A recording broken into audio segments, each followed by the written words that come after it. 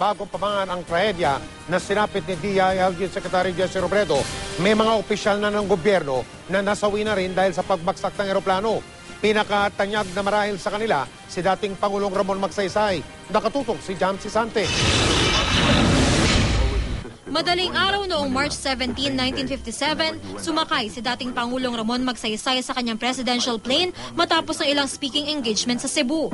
According to reporter Nestor Mata, Pauwi na sana siyang Maynila, pero sa bahagi ng Mount Manunggal sa Asturias, Cebu, bumagsak ang eroplano. Ikinasawi ito ni Magsaysay sa edad na 50 at halos 9 na buwan bago matapos ang kanyang termino.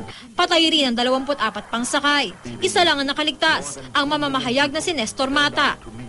Nabiguraw na umangat sa tamang taas ang eroplano na pinangalan ng Mount Pinatubo, sunod sa pinakamataas na bundok sa hometown ni Magsaysay sa Zambales. Dahil din sa bulkang Pinatubo, nakilala ng maraming Pilipino sa dating TVOLS Director at Red Cross Governor Raimundo Punong Bayan. Noong April 28, 2005, bumagsak at sumabog ang sinasakyan niyang chopper sa Gabaldon, Nueva Ecija habang patungong Aurora para mag-aerial survey. Nasawi siya at walo pang kasama. Holy Tuesday naman noong 2009 nang mawala ang presidential chopper sa mga bundok ng Cordillera. Nakita ito kinabukasan sa Tinok, Ifugao. Walang nakaligtas sa 8 sakay nito, kabilang si Press Undersecretary Jose Capadocia. Patungo sanang Lagawe, Ifugao ang grupo para mag-advance party sa pagbisita ni Nooy Pangulong Gloria Arroyo. Jam Sisante, nakatutok, 24 oras.